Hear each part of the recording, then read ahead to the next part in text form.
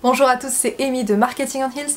Aujourd'hui, on va voir comment avoir la vision et comment s'engager pour atteindre ses objectifs pour l'année à venir.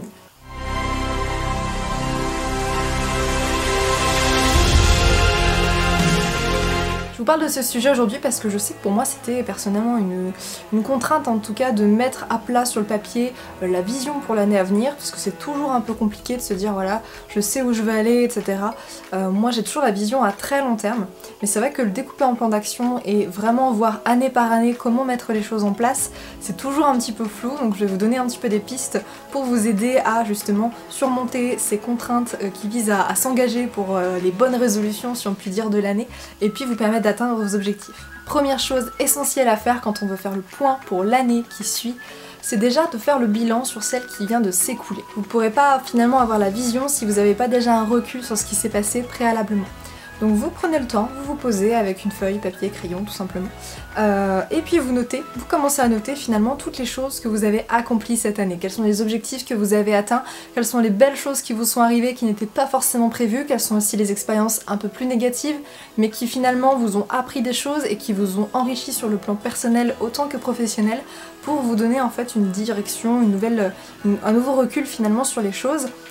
Et puis si c'est chiffré, c'est encore mieux. Si vous avez des statistiques que vous notez d'année en année, je sais pas, vous avez peut-être des résultats par exemple sur les réseaux sociaux, n'hésitez pas à noter le nombre de personnes qui vous ont suivi l'année dernière et qui vous suivent désormais, de regarder les statistiques, comment ça évolue. Vous avez peut-être des outils en fait qui vous permettent de chiffrer tout ça, et ça va vous donner vraiment une vision de comment les choses vont évoluer en seulement 360 jours.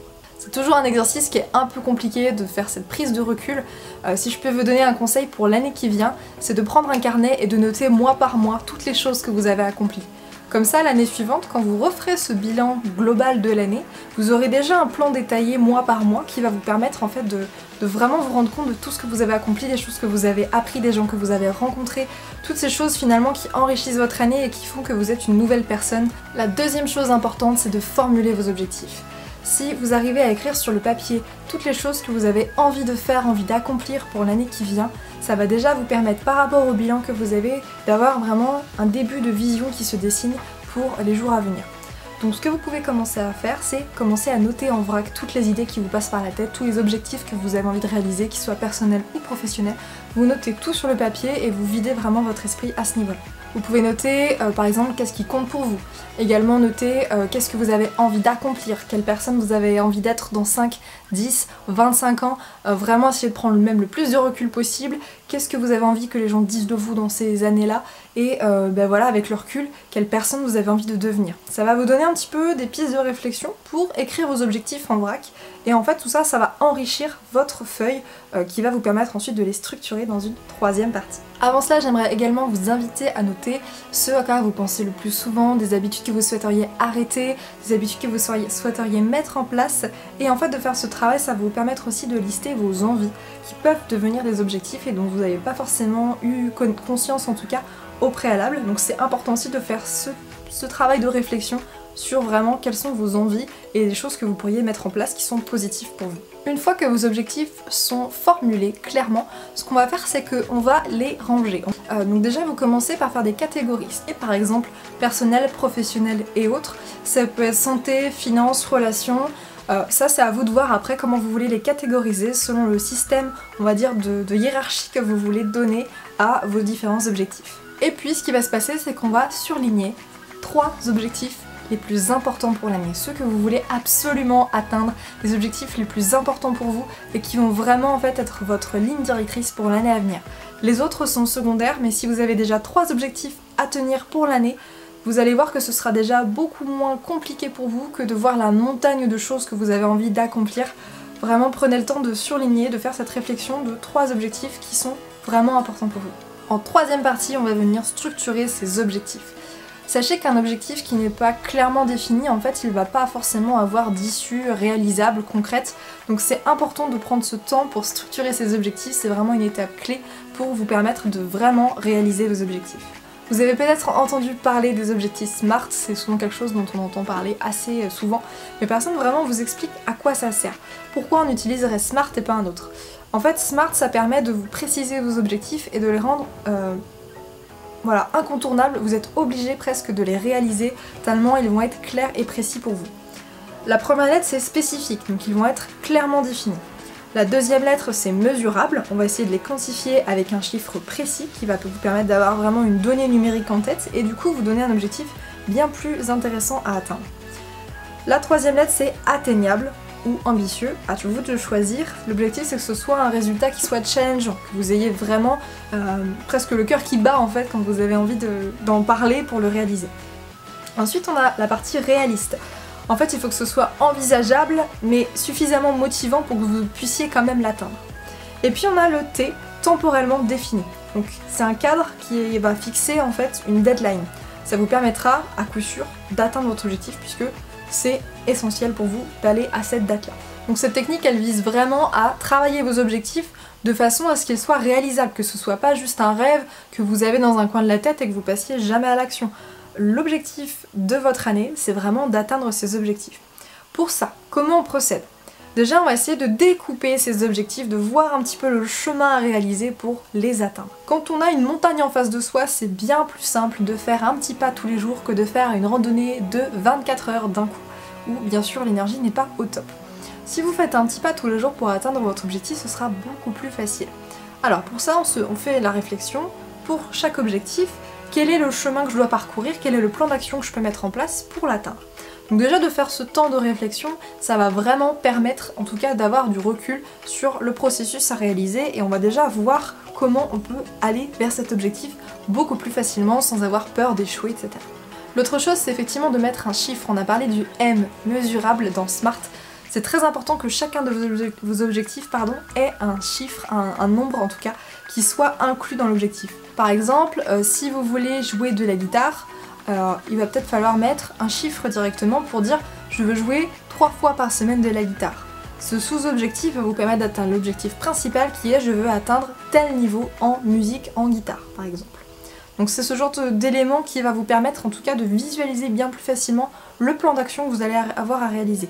Pour jouer de la guitare, je regarde par là parce que j'ai ma petite guitare dans le coin aussi, pour jouer de la guitare vous savez qu'il va falloir que vous jouiez 3 fois par semaine.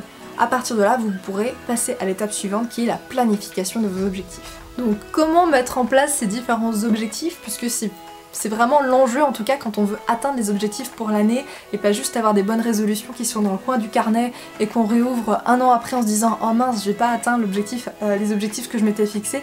Là on va vraiment essayer d'aller sur la partie action. La première chose c'est de fixer une date limite, une échéance à chaque objectif. Ça va vous permettre d'avoir une direction dans le temps et de ne pas vous laisser aller et vous dire c'est bon je créerai mon livre dans 3 ans. Bon bah c'est sûr que vous allez vous y mettre que à la dernière minute, donc des fois il vaut mieux vous prévoir un petit peu plus de marge mais du coup pouvoir avoir un plan d'action qui va être détaillé et faire ça étape par étape quasiment chaque jour. Ou alors vous vous dites je me mets un challenge, je me mets la deadline courte pour ne pas me laisser le temps et ne pas me chercher des excuses et au moins en fait je vais pouvoir me donner les moyens d'atteindre cet objectif dans un temps imparti. Ensuite ce que je vais vous inviter à faire c'est de créer un plan d'action sur les 3 prochains mois.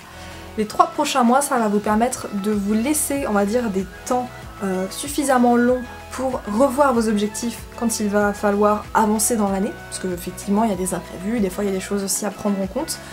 Donc c'est vraiment important de s'arrêter à un moment donné, de faire le point régulièrement. Donc l'avantage d'un trimestre c'est que ça va vous permettre de faire le point régulièrement mais en même temps d'avoir voilà, une vision à moyen terme on va dire. Ce travail-là, il va vous permettre de décliner ce plan d'action et de vous fixer des sous-objectifs. Pour chaque action, quels sont les détails que vous allez avoir après pour chaque mois. Le détail de chaque objectif va vraiment vous permettre d'avancer dans la bonne direction et d'être sûr qu'à la fin de l'année, ou en tout cas à la fin de votre échéance, vous allez atteindre votre objectif. Et ensuite, on va aller encore plus loin, parce que là, on a fait le plan sur 3 mois, on a fait le plan sur 1 mois, et bien là, on va essayer de le décliner semaine par semaine. Si vous le sentez, vous pouvez même mettre jour par jour, pour savoir chaque jour qu'est-ce que vous avez à mettre en place pour atteindre l'objectif qui est fixé à 3 mois par exemple. Si vous en sentez pas le cas, vous fixez au moins un objectif par semaine. La semaine n'est pas terminée tant que le petit objectif, la petite sous-tâche que vous êtes fixée, elle n'est pas validée. Ça c'est vraiment très important de se fixer un petit peu, entre guillemets, cette discipline, mais il ne faut pas que ce soit un effort. Si vous faites des petites tâches, pour atteindre un gros objectif, il faut vraiment que ce soit des petites choses à faire chaque jour. Je vais essayer de prendre un exemple. Vous avez envie, je ne sais pas, vous avez envie de devenir blogueur professionnel, par exemple vous allez peut-être commencer par écrire un article par semaine, ça peut être ça.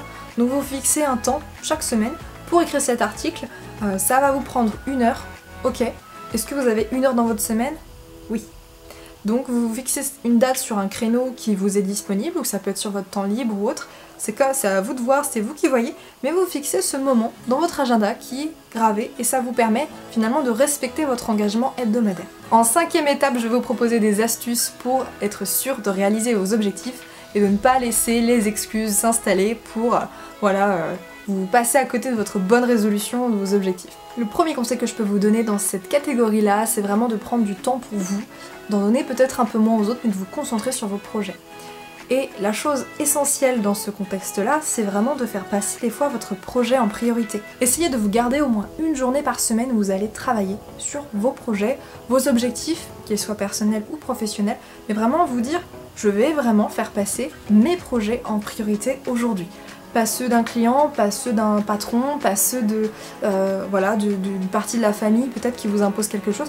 Non, c'est vraiment votre journée, votre moment, et c'est vous qui décidez en fait de faire les choses pour vous. Vous allez voir que de faire passer les choses en priorité, en tout cas des choses qui vous importent en priorité, vous allez voir que vous allez vraiment beaucoup plus avancer vers votre objectif, et les pas que vous allez faire régulièrement parce que vous êtes bloqué des temps exprès, ça va vraiment vous encourager en tout cas à continuer dans cette direction. Souvent on donne beaucoup de temps aussi aux autres, donc c'est important aussi de vous arrêter, de vous dire ce moment-là il est à moi et je vais prendre du temps pour moi. Parce que effectivement si vous donnez beaucoup aux autres mais que vous ne faites pas avancer vos projets, ça va pas forcément vous enrichir non plus. Donc c'est important d'être empathique, c'est important d'aider les autres, d'accord, mais prenez aussi du temps pour vous un petit peu, parce que c'est important de faire ce temps de travail personnel pour vous tout simplement avoir plus d'énergie et vous donner plus de motivation, puisque si à la fin de l'année vous voyez que vous avez rempli tous vos objectifs, vous allez voir tout le travail accompli, ça va être vraiment super gratifiant. Et dans cette même dynamique, pour mettre ces projets en priorité, c'est important de développer des techniques de productivité qui vont permettre de vous concentrer, de focus sur ce qui vous importe. C'est très important parce que si vous passez énormément de temps à faire une tâche, ça va presque vous dégoûter de l'objectif. Si vous faites quelque chose en peu de temps et que vous faites à fond, vous allez voir que vous allez avoir des meilleurs résultats et que finalement vous n'aurez pas perdu du temps sur un truc qui va vous saouler. Vous allez vous dire ok, j'ai découpé en toutes petites tâches, aujourd'hui j'écris un petit paragraphe dans mon livre, dans mon futur livre que je vais écrire pour l'année prochaine. Je commence aujourd'hui, je fais un petit paragraphe et je m'y mets 1 heure, c'est tout, 1 heure. Et en fait vous allez voir que peut-être que vous allez être lancé, vous allez continuer, mais au moins vous aurez rempli ce challenge que vous êtes donné de faire 1 heure pour écrire votre paragraphe. Une autre astuce pour effectivement remplir ses objectifs, c'est de s'entourer pour y arriver. Pourquoi s'entourer des autres? C'est très important parce qu'en fait vous allez pouvoir vous engager auprès d'eux. Si votre crédibilité est engagée parce que vous êtes dit tiens je vais écrire mon livre l'an prochain, c'est tout simple, vous allez le dire à voix haute devant quelqu'un, la personne elle va avoir hâte en fait que vous écriviez votre livre, surtout si c'est une personne qui est proche de vous, et surtout vous êtes engagé, c'est votre crédibilité qui est en jeu, et donc en fait ça va faire un petit peu le pied dans la porte, vous allez le dire à voix haute, vous allez le dire à plusieurs personnes, et du coup vous allez vous sentir presque obligé en tout cas vis-à-vis de votre fierté, vis-à-vis de votre crédibilité, de vous mettre à la tâche. Donc ça c'est une petite astuce en tout cas qui vous permet de vous engager à atteindre vos objectifs. Vous pouvez également vous entourer de personnes qui sont dans la même démarche de projet que vous. Donc ici là je parlais d'écrire un livre par exemple, vous pouvez vous entourer de personnes qui sont dans la même démarche d'écrire un livre. Vous avez peut-être des forums ou des groupes Facebook ou en tout cas voilà, des groupes même physiques qui existent dans la ville où vous êtes, pour tout simplement vous permettre d'atteindre plus facilement vos objectifs, puisque si vous êtes dans une dynamique commune, ça va être beaucoup plus facile de retrouver des personnes qui vont être dans les mêmes problématiques que vous et que vous pourrez partager. Également, par rapport à vos proches, n'hésitez pas à vous entourer de personnes qui vous soutiennent. C'est très important d'en parler aux personnes qui vous soutiennent, puisque surtout si c'est un projet qui vous importe, vous avez besoin de soutien moral. C'est vraiment très important et c'est ce qui va vous permettre d'atteindre beaucoup plus facilement vos objectifs. À propos également de s'entourer des bonnes personnes, je vous conseille vraiment, si vous avez envie de creuser un petit peu sur vous-même et surtout d'avoir des fois ce petit coup de boost qui vous manque dans votre entourage, c'est d'aller voir un coach en développement personnel ou en tout cas quelqu'un qui va être bienveillant envers vous. Ça peut être un psychologue, ça peut être un professionnel de santé ou autre, mais quelqu'un qui va avoir des conseils presque professionnels et qui va vraiment vous donner un recul sur vous-même, qui va vous permettre de creuser sur ce qui vous importe, sur les choses, qu'est-ce qui vous freine, pourquoi vous avez des blocages psychologiques, parce que c'est souvent ce qui arrive quand on a des projets ou des objectifs divers. C'est vraiment qu'à un moment donné, des fois on est limité parce qu'on a des pensées limitantes, on a des peurs finalement qui sont présentes et on ne sait pas forcément comment les révéler, comment les débloquer. Donc le travail d'un coach en développement personnel, ça va vraiment vous permettre de travailler sur vous-même. Et si vous voulez pas avoir un coach, vous pouvez ne serait-ce qu'acheter des livres ou des formations et des choses pour travailler sur vous-même, pour aller plus loin. Parce que des fois, à un moment donné, l'objectif, il y a des moments où c'est compliqué à atteindre parce que la situation, parce que le contexte, parce que l'énergie tout simplement. Et d'avoir quelqu'un qui donne du recul sur ce projet, sans forcément critiquer le projet, mais qui donne du recul sur votre façon de gérer ce projet, de gérer ses peurs, c'est vraiment très important, très enrichissant et ça vous redonne un maximum d'énergie ensuite pour l'atteindre à nouveau. L'autre chose pour être sûr d'atteindre vos objectifs, c'est de prendre soin de vous, de prendre du temps pour vous et de vraiment vous occuper de vous-même. Si vous voulez avoir un maximum d'énergie pour atteindre votre objectif, c'est important tout simplement de manger sain, de faire du sport, de prendre le temps de dormir, de s'aérer l'esprit, de ne pas travailler H24 et vraiment de faire cet effort de prendre du temps pour soi.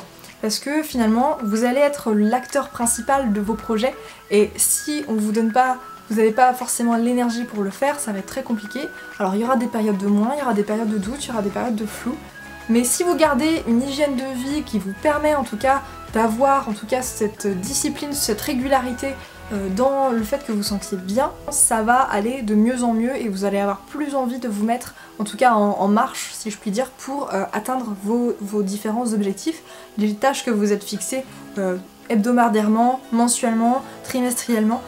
Donc c'est vraiment, l'important c'est d'être dans une démarche où vous prenez soin de vous pour prendre soin de vos objectifs et atteindre les projets qui vous tiennent à cœur. En ce sens, essayez d'être bienveillant avec vous-même, c'est normal d'avoir des moments de doute, c'est normal d'avoir des moments de flou. N'hésitez pas à échanger avec d'autres personnes justement pour ne pas faire en sorte que ces moments de doute vous bloquent totalement et finalement vous fassent perdre confiance en vous. C'est important aussi de s'aimer et c'est très difficile, je le sais bien, mais il faut vraiment prendre le temps d'essayer de s'aimer, de prendre le temps pour soi, pour se reposer, pour s'apaiser et faire des choses qui nous tiennent à cœur. Par ailleurs, je vous propose de fêter toutes vos victoires, même les plus petites, et vous allez voir que ça va vous redonner un bon coup de boost. Ça va vous permettre de prendre soin de vous d'une autre façon, c'est-à-dire que tout simplement vous avez réussi à avoir tant d'abonnés sur Instagram parce que c'était votre objectif d'avoir un petit peu de notoriété sur Instagram. Bon vous fêtez ça parce que vous avez atteint un chiffre qui vous importe. Bon là on va sortir la petite bouteille, on va manger avec les copains, on va trinquer, mais on fête ces victoires, c'est très important, même les plus petites. Autre chose, c'est important de suivre vos objectifs, de voir où vous en êtes, ça va vous donner la motivation pour continuer, ça va vous donner la motivation pour aller jusqu'au bout de l'année et puis vous allez pouvoir être fiers de vous au fur et à mesure. Pour ça, vous pouvez utiliser des outils clés avec notamment un petit carnet qui va vous permettre de noter les différentes actions que vous avez réalisées chaque mois, chaque semaine et vous allez le rouvrir après quelques mois, vous allez être fiers de vous parce que vous avez vu que vous avez rempli des pages et des pages de petites tâches quotidiennes qui font la différence au fur et à mesure du temps. Dans cette même dynamique d'utilisation des outils clés, je vous invite vraiment à utiliser des outils de productivité, des applications, des choses qui vont vous permettre de vous mettre dans le mood focus par exemple. Je sais qu'il y a une petite application moi que j'utilise qui s'appelle Forest, qui est super sympa, où ça se base sur la méthode Pomodoro si vous connaissez, où on met en fait 25 minutes un timer. Et puis on pose son téléphone et il y a un petit arbre qui pousse sur son téléphone pendant ce temps-là. Pareil pour gérer vos notes, vos tâches, etc., découper vos objectifs, vous pouvez utiliser des gestionnaires de notes. Moi par exemple j'utilise TickTick, c'est super sympa parce que ça vous permet de prioriser, de hiérarchiser, de partager certaines listes. Enfin, c'est vraiment des to-do list interactives en fait. Vous pouvez également les mettre par ordre d'urgence, etc. Ça mêle pas mal en fait de stratégies de productivité.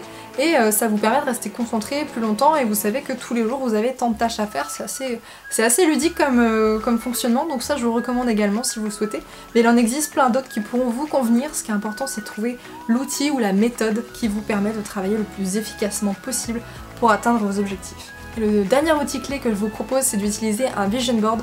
C'est vraiment un tableau où on va mettre des photos de choses qui nous plaisent, de nous dans une posture agréable, où on se sent bien, on se sent beau esthétiquement, et puis on va mettre plein mal d'éléments comme ça, des objectifs qu'on a envie d'atteindre. Par exemple, si vous avez envie d'être super musclé à la fin de l'année, vous pouvez mettre une photo juste d'un corps musclé pour vous projeter finalement dans du coup cette direction-là. Et donc, on pense que c'est tout bête en fait d'avoir un tableau de vision, que ça va pas changer grand-chose, mais en fait vous visualisez ça tous les jours, votre objectif il est intégré tous les jours dans votre tête. Donc finalement c'est super puissant, plus qu'on le pense, parce que ça joue aussi sur l'inconscient. Donc je vous invite vraiment à faire ça parce que c'est quelque chose d'anodin et qui finalement peut faire la différence. Si ça t'intéresse, je te mets en description le calendrier de planification pour 2020 pour que tes objectifs soient clairs, les publications que tu veux faire, les objectifs que tu veux te fixer, les différentes tâches, etc. Je te mets ça directement en description pour que tu puisses le télécharger. Si ça t'intéresse, n'hésite pas également à me laisser un commentaire pour me dire quels sont tes objectifs globaux pour 2021, les 3 objectifs clés qui en tout cas te correspondent, te définissent et que tu as envie d'atteindre pour l'année à venir. Je vous remercie d'avoir écouté cette vidéo, c'était Amy de Marketing on Heels, on se retrouve très bientôt dans une prochaine vidéo.